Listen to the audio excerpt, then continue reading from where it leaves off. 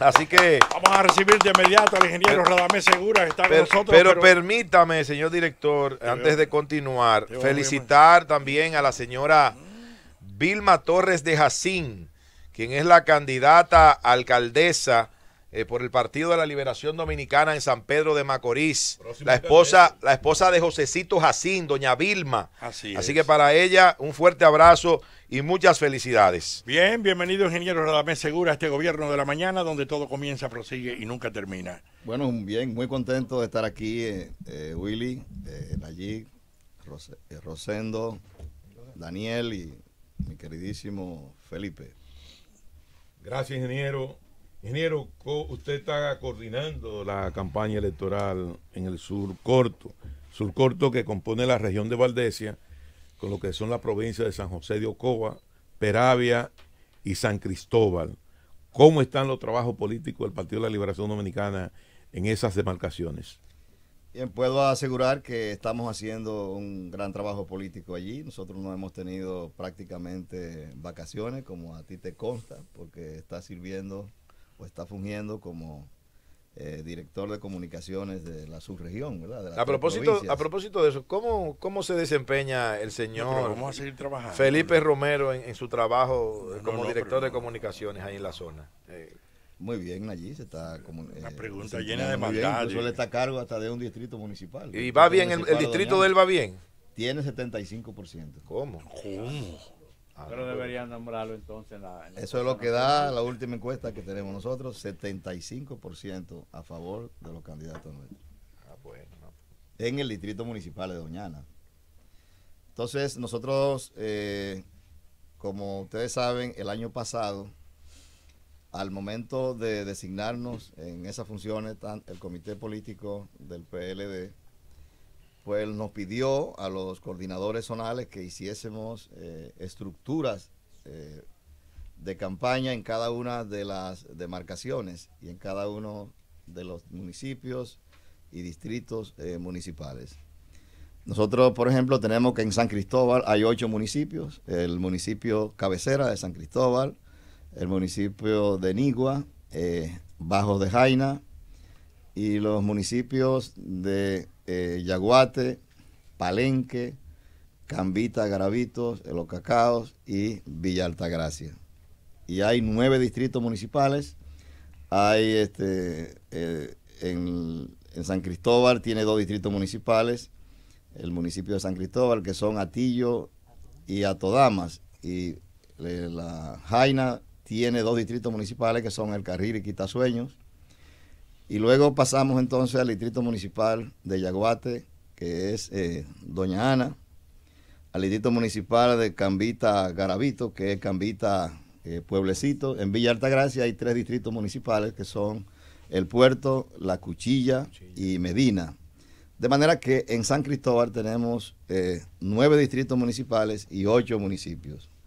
En el caso de Peravia hay 3 municipios que son el municipio de Baní, el municipio de Matanzas y el municipio de Nizao. Nizao tiene 2 distritos municipales que son Pizarrete y Santana. Y entonces en Baní está el distrito municipal de Villa Fundación, Sabanabuey, el distrito municipal de Paya, Villa Sombrero, el Carretón, Catalina y el Limonal. También está La Varía como distrito municipal de Baní, que tiene 8 distritos municipales y 10 distritos municipales. Baní tiene 8 como municipios y el Nizao tiene 2 como municipio también. Entonces son 3 municipios y 10 distritos municipales, son 13 estructuras. Y en San José de Ocoa pues tenemos 3 municipios que son el municipio cabecera de San José de Ocoa, el municipio de Sabana Larga y el municipio de Rancho Arriba. Entonces hay 4 distritos municipales que están todos en el municipio de San José de Ocoa, que son el Naranjal, la Ciénaga, el Pinar y Nizao, Las Auyamas. En todos esos municipios y distritos municipales tenemos estructuras de campaña sólidas, estructuras de campaña fuertes, y nuestros candidatos están todos bien posicionados a nivel de municipio y a nivel también de distritos municipales. Bueno, usted tiene esa responsabilidad de esas 3 provincias y esos municipios, pero como un miembro del comité político y dirigente nacional del Partido de la Liberación Dominicana, nos imaginamos que tiene también conciencia plena de lo que está pasando a nivel nacional en materia municipal con las candidaturas del PLD. Claro que sí. Dice el PRM que va a ganar el 65% de los municipios en el país. ¿Ustedes qué creen? Bueno, va a empezar a hablar por el lado de nosotros. El PRM tiene, digamos, en San Cristóbal, tres administraciones municipales, la de Bajo de Jaina, la de Palenque y la de Villa Altagracia. Y las 3 las está perdiendo hasta el día de hoy. No sabemos entonces cuáles son los municipios ¿Cómo la está perdiendo?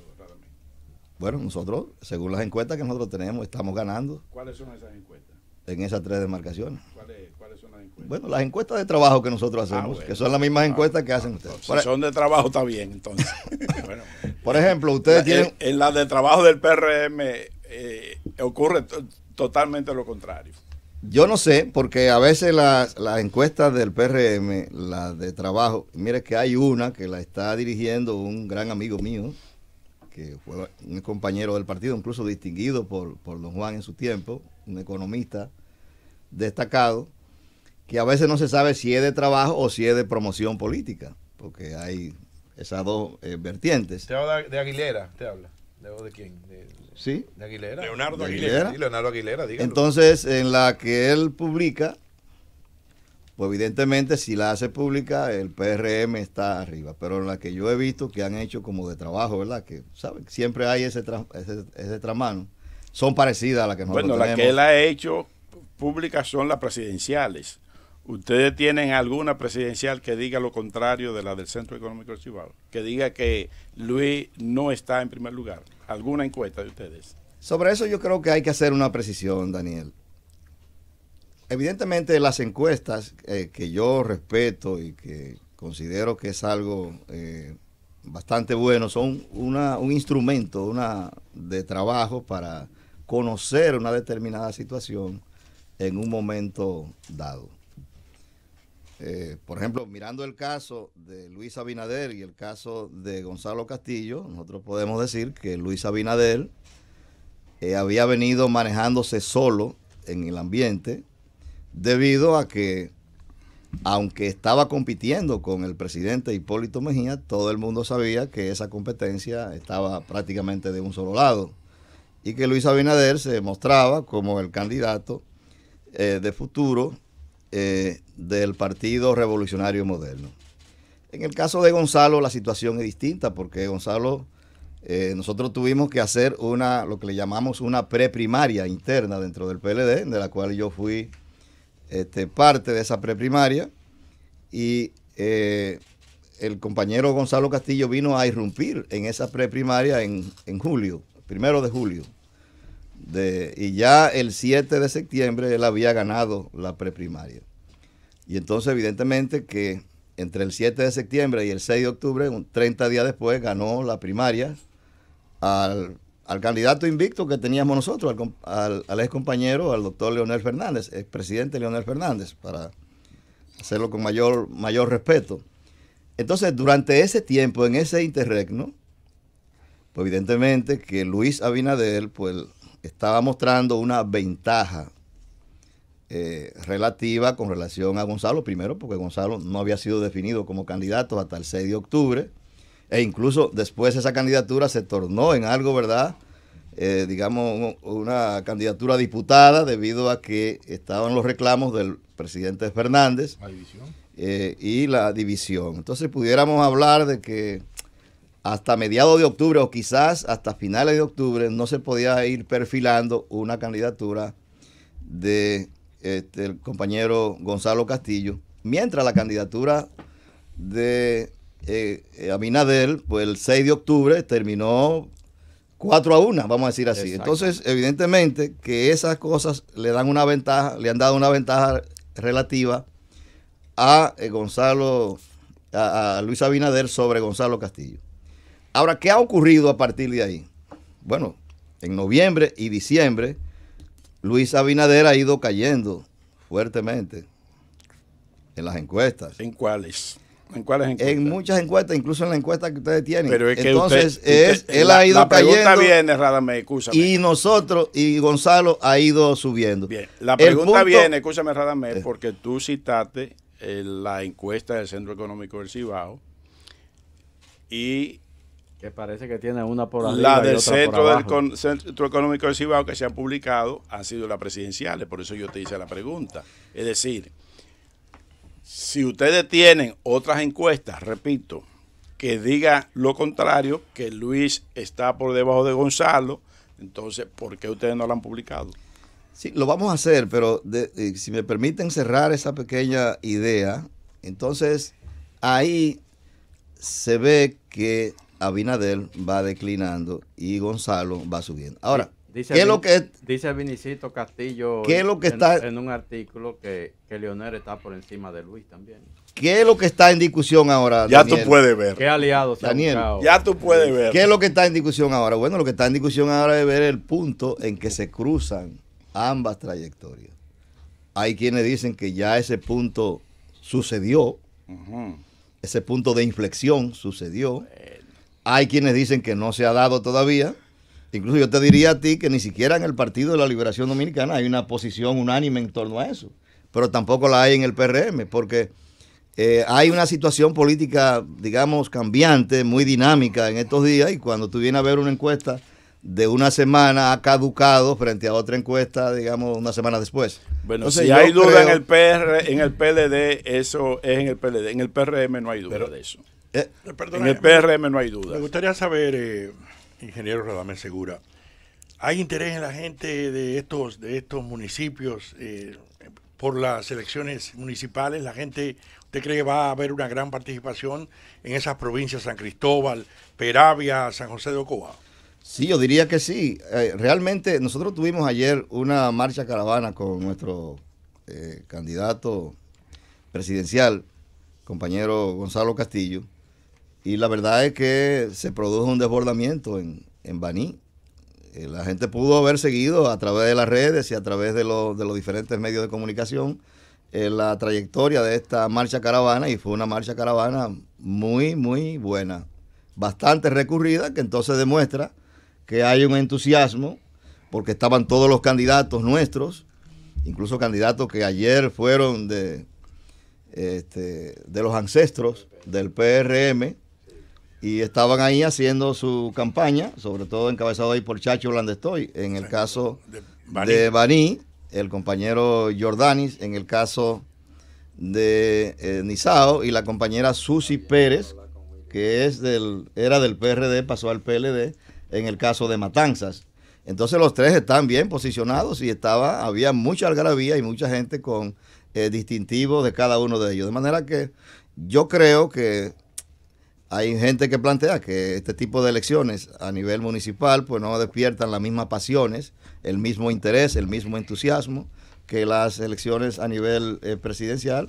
Se le puede dar crédito, pero hay que decir que la gente quiere ganar y está por ganar, entendiendo de que hay una diferencia, una distancia de solo 3 meses entre las elecciones presidenciales y las elecciones municipales, y que las elecciones municipales podrían ser un termómetro, podrían ser un indicador, ¿verdad?, de hacia dónde irían las cosas en cuanto a las elecciones congresuales y a la elección presidencial de mayo. Porque si hay una votación que no se considere masiva en las municipales, pero un partido logra ganar una cantidad muy importante de alcaldías, eso definitivamente indica que ese partido sacó la mejor ventaja. Y apelando a los conocimientos del ingeniero Segura, ¿cómo usted ve la proporción para las elecciones municipales?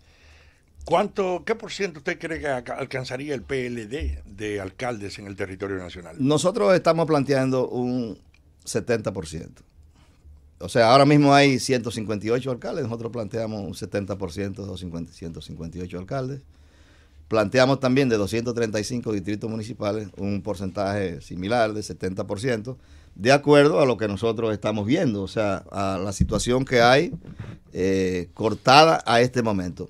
Hay que decir, en abono al PLD, que es el único partido que tiene representación fuerte, vigorosa en todas las demarcaciones del país.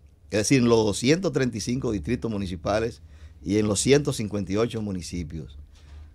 Hasta hace poco el PRM era un partido que no tenía cómo llenar esas representaciones y en cierta medida su alianza con el Partido Reformista vino porque el Partido Reformista sí tenía ese anclaje, ¿verdad? Esas estructuras en todas las demarcaciones del país. Entonces, ¿qué quiere decir esto? Bueno, que los líderes del PLD en esas demarcaciones son líderes experimentados en el servicio a la colectividad. Muchos líderes del PRM no son ni siquiera conocidos en esas demarcaciones y por lo tanto no creo que sea fácil para el PRM variar esa situación de la noche a la mañana, estando el PLD incluso en el gobierno. Evidentemente que ese tipo de situación el PRM tiene que tomarla en cuenta porque yo creo que no van a poder variar significativamente la cantidad de miembros que tienen o de dirigentes que tienen ahora mismo a cargos municipales por las razones que yo he estado exponiendo y que son reales. Mucha gente, Radamés, cuando ustedes hablan del 70%, se muestra un poco incrédulo porque entonces estaríamos hablando de que la división en el partido no le afectó, que la salida de Leonel no le ha afectado. Sí, miren, nosotros estamos anclando nuestra campaña en este momento en tres aspectos distintos. Primero, en la obra de gobierno del presidente Danilo Medina. Después, en la situación interna del PLD, el PLD como organización. Y tercero, en la parte de los candidatos. Si ustedes me permiten, yo pudiera decir algo, ¿verdad?, sucinto, claro, en cada... En la parte de la obra de gobierno del presidente Danilo Medina, pues, hay que reconocer que la administración del presidente Danilo Medina ha traído paz, ha traído progreso, ha traído bienestar, producción de riqueza y incrementado los niveles de desarrollo en la República Dominicana. O sea, nosotros observamos, por ejemplo, las cifras que el Banco Central de la República estuvo dando recientemente y vemos que la economía en la República Dominicana ha tenido un crecimiento promedio de más de un 5% en los 7 años de gobierno del presidente Danilo Medina y que en el año 2018 tuvo un crecimiento de 7.1% y se perfila para un crecimiento de 5.1, 5.2 en el año 2019. Entonces, ese elemento es muy importante de destacar a la hora de la política porque evidentemente que hay dos formas de que se puedan producir situaciones que cambien el rumbo de los acontecimientos en un país, ¿verdad?, con un determinado nivel de democracia, y una de ellas es que se produzca, digamos, una debacle económica, como ocurrió con el gobierno de Hipólito Mejía en el año 2003. Entonces en la República Dominicana no hay señales de que eso pueda producirse en tan corto tiempo, e incluso la economía dominicana, que estaría creciendo en el año 2019, es el crecimiento más alto de América del Sur, de Centroamérica y del Caribe. De manera que ese tipo de situación no podría producirse. El otro elemento es la parte social en el gobierno. La pobreza promedio decreció entre los años 2012 y 2019 de un 41.7% a un 21.9%. Es decir, se redujo prácticamente a la mitad. Y la pobreza extrema también decreció de un 9.29% a un 2.37%. Se redujo prácticamente a la tercera parte. Entonces, eso está evitando que realmente pueden haber paros de carácter social. O sea, la gente no está hablando ahora de huelga, no está hablando de situaciones de levantamiento, no hay una poblada, no hay protestas, porque las personas están entendiendo que quieren más dinero, quieren más recursos, más salud, más alimentación, más vivienda, más educación, más 911, y el gobierno se lo está suministrando. Hay un dato importante ahí, y es que, por ejemplo, hemos visto que en América Latina, en Argentina, en Chile, en Ecuador, en Bolivia y hasta en Colombia, pues se han producido este tipo de levantamientos de carácter social Y es porque en los casos, me voy a referir a los casos de Argentina y de Chile, con Mauricio Macri, aplicó una receta neoliberal, totalmente cruda, sin compensación social. Y en el caso de Sebastián Piñera en Chile, hizo lo mismo.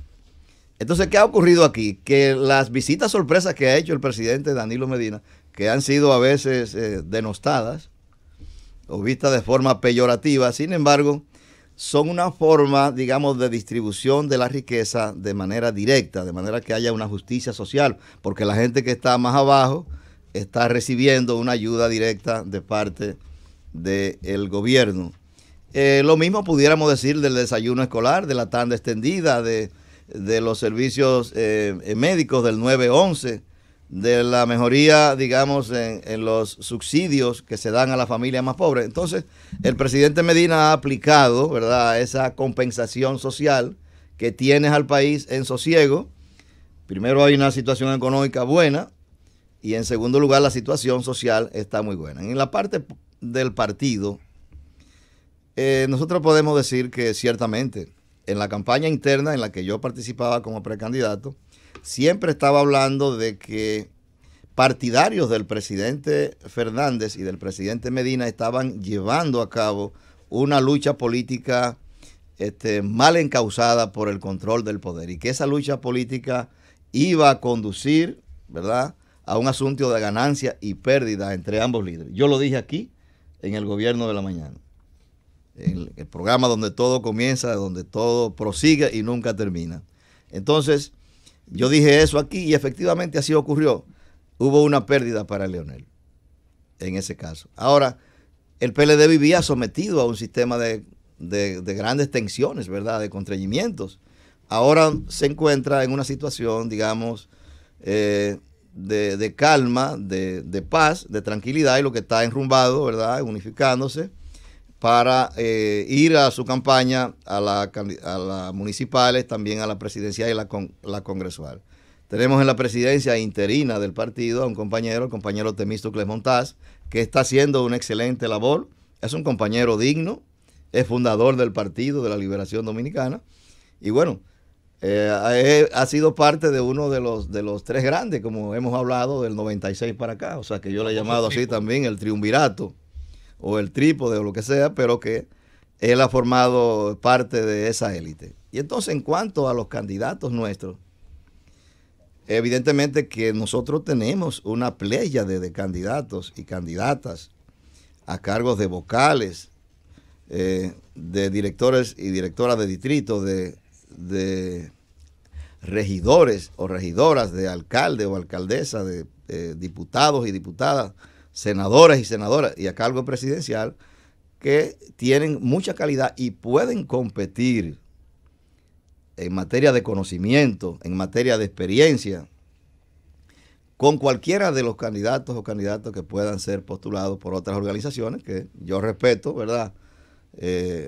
digamos, la integridad personal de ellos o de ellas, pero nosotros podemos ponerlo en la arena a competir a cada uno de ellos, cada quien a decir, por ejemplo, los alcaldes y los directores, qué van a hacer en sus respectivas demarcaciones, o sea, cuál es la obra que ellos piensan ejecutar para beneficio de la colectividad y qué experiencia tienen, porque muchos no tienen ningún tipo de experiencia en cuanto a la parte de la oposición, porque hay una oposición que está en formación.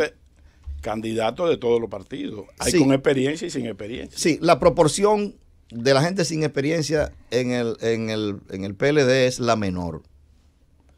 Por lo que es normal, pues por lo que, pero, es normal, bueno, Radamés, porque ya tienen 20 años. Bueno, pero, tienen 20 años pero por lo que hemos estado, lo diciendo. Lamentable es que en esos 20 años la gente siga diciendo que ustedes no han resuelto un solo problema en 20 años. Sí, oye, eso siempre va a ocurrir en estos medios.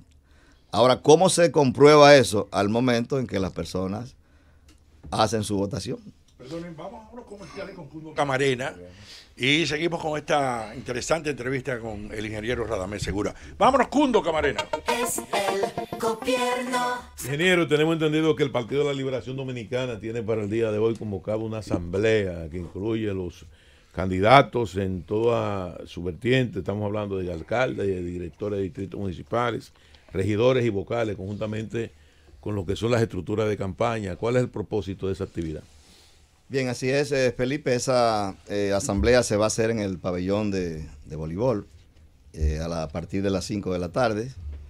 Y bueno, como el año se está iniciando formalmente desde el punto de vista político, pues esa asamblea tiene por objetivo conocer la situación que hay en las principales demarcaciones del país. Pienso que no va a dar tiempo para verlo en todos los lugares, pero y trazar algunas líneas generales de las cosas que se pueden hacer y que son en verdad de cara al sol, porque los partidos tienen un objetivo, ganar los procesos electorales. Y entonces las tácticas que se puedan emplear para alcanzar esos fines, pues la gente la puede ver desde diferentes puntos de vista. Y nosotros ahí pues vamos a hablarle de los pasos que deben darse, los pasos tácticos que se deben dar para alcanzar, tener ganancia de causa el 16 de febrero en la parte municipal. No podemos desaprovechar la presencia del ingeniero Radamés Segura aquí en el Gobierno de la Mañana para hablar de un área que él domina bastante, que conoce bastante bien, que es el sector eléctrico. Pero antes de entrar al sector eléctrico, permítanme... ¿Pero qué es esto, por Dios? Vamos a poner orden.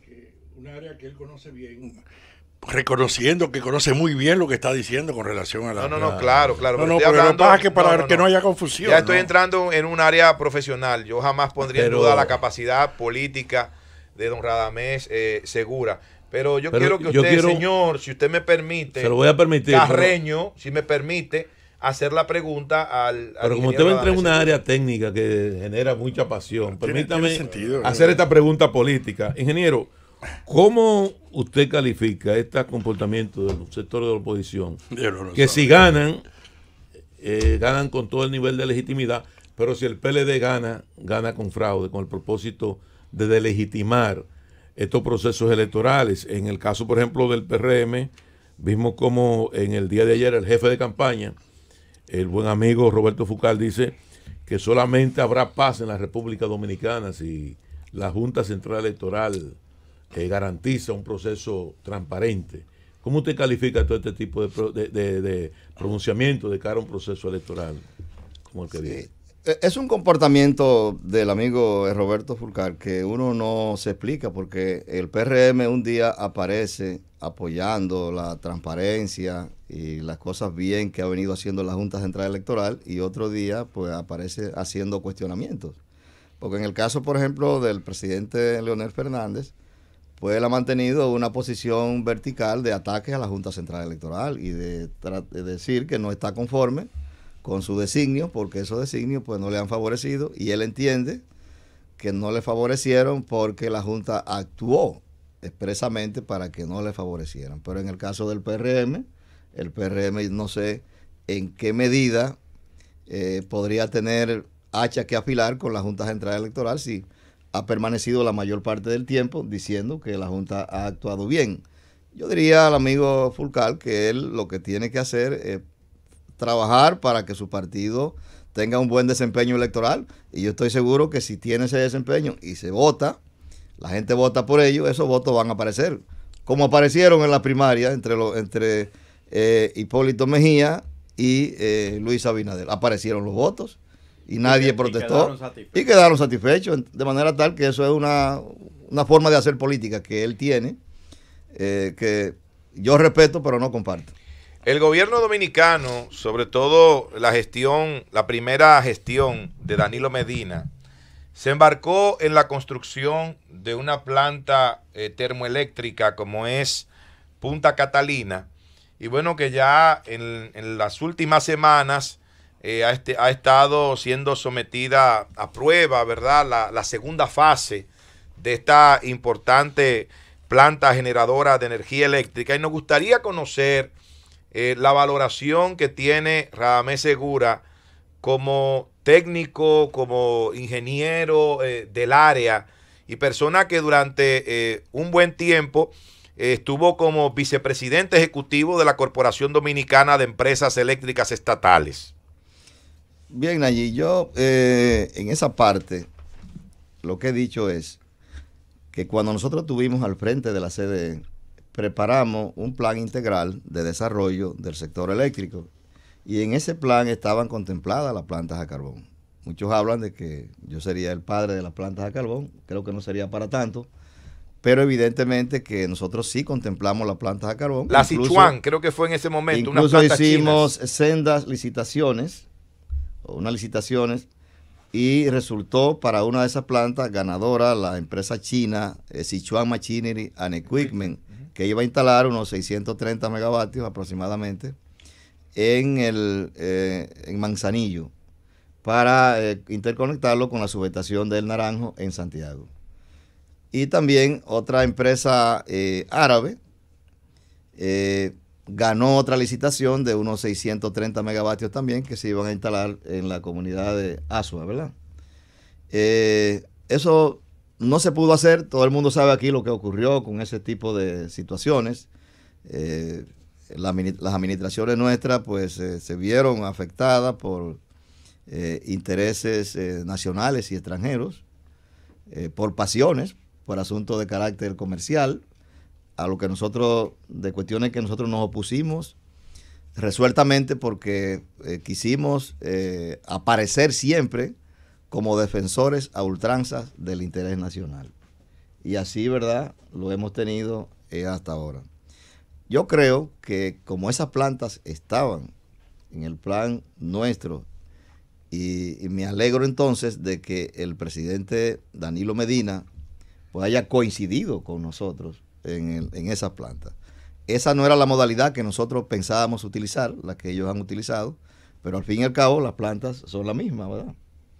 La forma en que se hayan hecho, el financiamiento que hayan tenido, pues importa menos en este caso que esta parte técnica. Entonces yo creo que las plantas de Punta Catalina cumplen con los requisitos que nosotros decíamos que había que buscar que el país tuviera un servicio de electricidad en cantidad suficiente, con la calidad necesaria y a precios razonables. En la cantidad suficiente hay un buen aporte en Punta Catalina porque estábamos hablando de más de 700 megavatios brutos. En la parte de la calidad son motores, son plantas, ¿verdad?, de 300 megavatios o más, que son plantas sólidas, que pueden resistir cualquier tipo de variación de solicitud de carga. Y en la parte del precio razonable, pues ciertamente el carbón pues compite con el gas natural en la parte del precio, el costo de producción principalmente del kilovatio hora. Entonces cumple con esos tres requisitos. No puedo decir que simplemente con las plantas a carbón se haya resuelto todo el problema, pero es una contribución bastante significativa a la solución del problema eléctrico en la República Dominicana. Que muchos analistas dicen que las plantas a carbón han llegado para suplir necesidades crecientes de nuestro país. Entonces, ¿cómo tú ves nuestro país en cuanto a la producción de energía eléctrica? Muchos hablan de que no hemos avanzado, no hemos crecido, y nos gustaría conocer tu opinión con relación a nuestra situación actual. Sí, lo que pasa es lo siguiente, la energía eléctrica, el consumo, el incremento del consumo está ligado íntimamente al desarrollo económico, al desarrollo industrial, sobre todo, y comercial de un país. Entonces, la República Dominicana todavía no ha alcanzado ese estadio de desarrollo económico a través de la industria y del comercio, que es lo más deseable, porque nosotros no hemos logrado, como yo decía en mi campaña, en mi precandidatura presidencial, colocarnos como un país altamente exportador de bienes y servicios a los mercados internacionales. Todos los países que han despegado hacia el desarrollo, pues han hecho eso. Entonces, por ejemplo, en los años 60, la República Dominicana tenía más energía que Taiwán y que Corea del Sur. El año pasado, sin embargo, Corea del Sur tenía 76.000 megavatios instalados y la República Dominicana tenía menos de 3.000. Entonces esto indica que hay un nivel de desarrollo relativo entre esos dos países. Entonces nosotros no tenemos la energía que se necesitaría para despegar hacia el desarrollo. Puerto Rico, que era un país, es un país mucho más pequeño que la República Dominicana, mucho menos habitantes, pero tenía una cierta prosperidad, ¿verdad? Con la industria farmacéutica, determinadas industrias medias que estaban instaladas allí. Puerto Rico tenía una capacidad instalada de más de 5.000 megavatios cuando la República Dominicana no llegaba a 3.000. En un momento se habló de crear una Entonces, conexión, una un cable. conexión con un cable. Sí, un cable a Puerto Rico. A Puerto Rico. Entonces, evidentemente que los países de nivel de desarrollo más elevado tienen un mayor consumo per cápita de energía eléctrica, y eso es un indicador claro del desarrollo. Entonces, el sistema eléctrico, y es bueno decirlo con propiedad, nunca se resuelve completamente, porque todos los días la demanda crece y hay que hacer inversiones. Todos los días, por ejemplo, las distribuidoras pueden instalar medidores o tener mecanismos para evitar el fraude, pero los que hacen fraude también están estudiando lo mismo con relación a esos mecanismos que instalan las distribuidoras.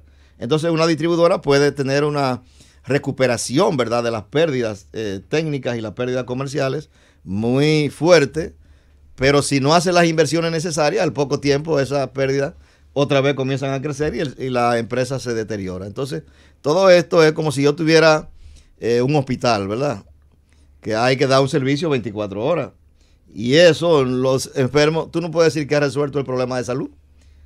El problema de salud va bien encaminado, por ejemplo, en un determinado país, pero todos los días se enferman gente y mueren personas y hay una serie de movimientos. Y crece también la población y por lo tanto crece la demanda de ese tipo de servicios. Nosotros estamos en verdad en la República Dominicana, y yo le he explicado a nuestro próximo presidente, el compañero Gonzalo Castillo, he tenido la oportunidad de hablar en varias ocasiones con él, de que independientemente de las tendencias políticas, los ideales políticos, aquí hay que hacer un plan encaminado a ese objetivo que yo estoy diciendo, para no continuar, ¿verdad?, haciendo arreglos o haciendo cosas de corto plazo, sino de mediano y largo plazo. Por ejemplo, las calles de Nueva York, las principales calles de Nueva York fueron trazadas en el año 1924 y están funcionando como ahora. Entonces, evidentemente que el metro de Londres tiene más de un siglo. Y así sucesivamente podemos hablar de muchísimas cosas que se pueden hacer aquí, pero que no deben obedecer a una coyuntura electoral. Ingeniero, la matriz energética, ¿qué tanto depende del tema del petróleo a propósito de todo este nivel de inestabilidad que hay en el Medio Oriente y que ha incrementado en ocasión, aunque bajó un poco ahora este fin de semana, pero está ya por encima de los $70 el barril de petróleo? ¿Qué tanto depende ya la actual matriz energética nuestra de los derivados del petróleo? Bueno, eso ha decaído, digamos, hasta un 30, un 35% por ahí. Antes tenía una preponderancia, ¿verdad?, de más de un 70%. Y ahora ha decaído bastante con la entrada de las plantas a carbón. Se sigue trabajando con un programa de conversión a gas natural. Por ejemplo, el caso de la antigua Coyentri, que ese es un proyecto que nosotros también teníamos y que llegamos a hacer incluso una licitación para hacer el gasoducto y convertir a Coyentri a gas natural, que son unos 300 megavatios. Las plantas de Quiqueya 1 y Quiqueya 2 en San Pedro de Macorís, una está en manos de la Barrick y otra está en manos del sector privado. También serían convertidas a gas natural, y son plantas que están consumiendo en este momento fuel oil, y en el caso de Coyentri, la antigua Coyentri está consumiendo gasoil, es decir que son dos derivados del petróleo que desaparecerían también. Estamos hablando de 400, de unos 700 megavatios aproximadamente que estarían pasando al consumo también de gas natural, que ahora mismo está en un precio internacional totalmente atractivo, de entre 2 y 3 dólares por millón de BTU, cuando en algún momento llegó a estar a 13 y 14 dólares por millón de BTU. Y muy abundante. Así como el carbón. Radamés, en el caso de Punta Catalina, el país apoyó la construcción de este proyecto, porque se anunció como la alternativa del gobierno para asegurarse una producción energética que en caso de emergencia el gobierno pudiera tener con qué responderle a la población. Desde ese punto de vista se apoyó. Lo que ha extrañado ahora es que luego de construidas las plantas, entonces se esté diciendo que es necesario vender y vender gran parte 49%. Gran parte de las acciones. Entonces la gente, la población es lo que quiere, que el gobierno permanezca como el dueño de esa planta. Sí, miren, el caso ya de la energía es un activo financiero, que antes no se veía de esa manera. Entonces, en un activo financiero, yo tengo una inversión que hago, voy a tener una producción, esa producción la voy a vender a determinados precios, y entonces yo tengo que tener un flujo de caja suficiente para que al hacer un valor presente neto de los flujos de caja descontados, pues me dé una cantidad positiva que me reditúe mi inversión y tenga una ganancia justificada. Entonces, ¿qué ocurrió con este proyecto de Punta Catalina? Bueno, que el gobierno lo percibió como un proyecto que iba a ser construido con recursos propios, dado que el sector privado no estaba en condiciones y no la estuvo durante muchos años de emprender un proyecto de esa naturaleza. Entonces el Estado tomó la medida inteligente de decir, bueno, yo voy a coger una serie de préstamos a instituciones extranjeras y voy entonces a poner lo que técnicamente se le llama en el argot financiero un equity, ¿verdad? Que llega hasta un 30% de la inversión. Suponiendo que fuera una inversión estimada en 2.000 millones de dólares, el equity serían unos 600 millones de dólares. Y el resto lo voy a coger por la vía del préstamo. Pero ¿qué ocurrió? Que producto de una serie de cuestiones que ustedes conocen, pues evidentemente esos préstamos no aparecieron y el gobierno ha tenido que sangrar buscando salida para esa planta, porque evidentemente el gobierno ha buscado dinero del presupuesto. ¿Qué yo pienso? Que si el gobierno dice, bueno, yo voy a tener un equity de 600 millones de dólares, eso es lo que yo puse ahí, entonces me debo buscar una serie de socios estratégicos. Podía pasarle esto al sector privado con el requisito de que el sector privado cubra esa deuda que el gobierno, de lo que el gobierno invirtió. El gobierno no podría hacerse, digamos, como si fuera un banco, porque tendría que aplicar tasas de interés y el gobierno no puede aplicar ese tipo de tasas de interés, pero si tú haces una especie de combinación de público-privada para que el sector privado adquiera esas acciones, pero se comprometa a pagar la inversión, pues yo pienso que hay una combinación que pudiera lucir en este caso razonable, porque todo el mundo sabe que la economía dominicana no es una economía para estarle sacando 2.000 millones de dólares para invertirlo en una determinada planta o en una determinada cosa que podría ser de la competencia del sector privado. Entonces, en este caso, el gobierno se vio compelido en gran medida a actuar de la forma en que lo hizo por un problema de que había que buscar más kilovatios, más megavatios. El sector privado no estaba en capacidad de ponerlo por sí mismo. No importa que se le diera un PPA o los alicientes que se fueran a tomar. No puede apalancar una inversión de esa naturaleza, porque aquí el sector privado, si tú vas a hablar de que va a invertir 200 millones de dólares o a poner un equity, por ejemplo, de 600 millones, no alcanzaría el sector privado para ponerlo. No lo podría hacer. Entonces tenemos que ser completamente claros. Entonces el gobierno se vio compelido a hacer eso, el gobierno tomó esa medida, pero ahora el gobierno podría interesarle recuperar parte de ese dinero, porque es un dinero que el gobierno podría haber utilizado también en obras de carácter social, sí, para beneficio directo de las personas. Es decir, si el gobierno actúa mirando la energía como ese activo financiero, pues se estructuran varias fórmulas. Ahora que se está ya en aprobación final de una ley especial de participación público-privada, la triple P, que es lo que va a venir en el futuro. Eso es parte del futuro para poder apalancar el desarrollo. Entonces el gobierno, si hace eso, tendríamos que concederle una especie de confianza al gobierno. Ahora, sentimentalmente, y mi deseo siempre, es que el Estado no se desprenda de su patrimonio digamos, de una forma alegre, como se pretendió hacer y como se hizo en el pasado, con la famosa capitalización de la CDE, el arrendamiento de los ingenios del CEA y la venta, ¿verdad?, de manera alegre de las 24 o 25 empresas de Corde. Eso fue prácticamente un crimen. Festín. Un festín que se hizo, lo hicieron nuestros gobiernos. Sí. No puedo decir lo contrario. Siempre yo tuve una oposición tenaz, una oposición radical a eso, a vender el patrimonio del país a precio de vaca muerta. Ingeniero Radamés Segura, gracias por estar en este Gobierno de la Mañana. Vámonos, Cundo.